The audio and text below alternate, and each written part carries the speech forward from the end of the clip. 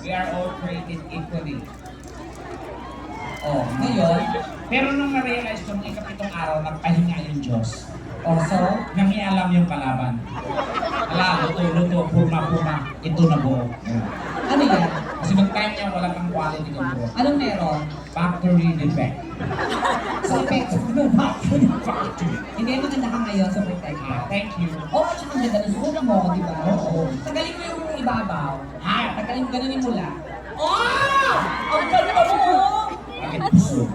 Parang ang daga.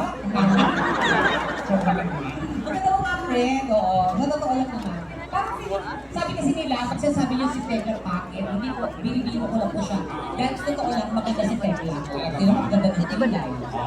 Maganda ng Okay naman kilay. ano, maganda yung ano. Mata ko. Yung ilong mo, totoo.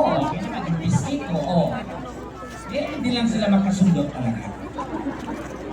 May mga gap. Bakit ba? Saan ka ba pinagpili? Saan ka pinagpili? Sa sama ng loob. Yung totoo nga, saan ka pinagpili? Sa mangga. Mangga? Oo. Ganyan yung tsura, may bulok na mangga. Mangga, kasi yung nanay ko baluhin niya nung pinagpili. Oo. Kasi sabi ng nanay ko, yung nagpili ko. Oo. Yung tatay ko nung maganda ka ng mangga, gusto ko ng mangga. Oo. Ngayon, bumili yung tatay ko ng mangga. Tapos, Pagdating sa bahay, oo. yung hinog ng mangga. Oo. Galit na kami namin. Pwisit ka! Yung hilaw! Gusto ko yung hilaw. Bumili yung tatay ko ng hilaw. Pagdating ng hilaw, ayan, hilaw. Yan, panghihinog natin. Wala, wait, kasing daw.